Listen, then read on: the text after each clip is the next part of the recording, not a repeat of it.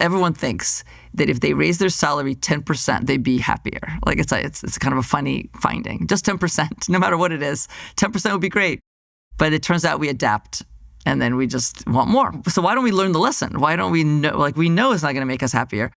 And partly it's because money does make you happy, that at least for a while. And also depending on how you spend it, you actually could spend it in ways like on connection and contribution. And also it's contextual. Like if you're in poverty and 10% lifts you out of poverty, it makes your life a lot easier and you are going to be happier. Absolutely. Yeah. But what's funny is that finding is also true for people who have a lot more than that. So I guess these misconceptions, like with a lot of kind of like old wives' tales or sort of these myths that they're partly true or they're sometimes true or they're true to an extent, we don't appreciate the power of hedonic adaptation, which is that we basically get used to almost anything. Mm-hmm. And there's lots of research on this. Like we know that if when we buy that new Tesla, that it'll make us happy for a while, then we'll kind of get used to it. But we don't really...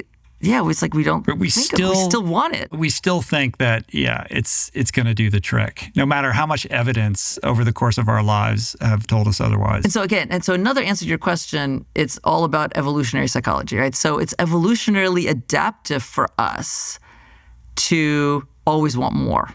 With the Tesla, we're focused on the change, not having it, as opposed to having it like every day.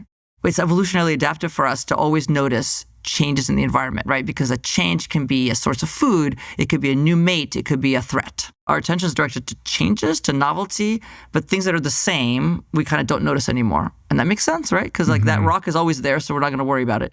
And so it's evolutionarily adaptive, but at the cost of some happiness.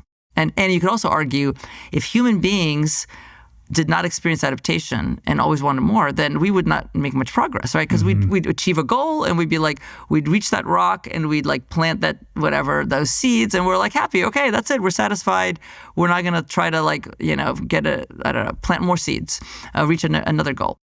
And so we wouldn't make progress. We'd stagnate. On some level, I suppose, from an evolutionary adaptive perspective, does it really matter whether these things actually make us happy or just propel us under the delusion of it delivering happiness? Because ultimately, all we have to do is mature to the age of reproduction, reproduce, and then it doesn't matter. So is happiness even really relevant in the context of evolutionary science?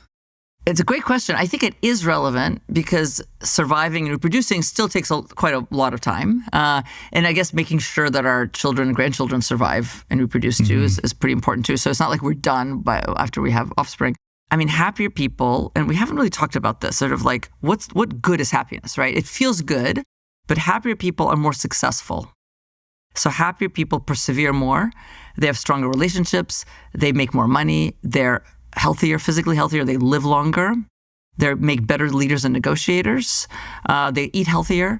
And so that's all very, very useful when you're trying to survive or when you're trying to find mates.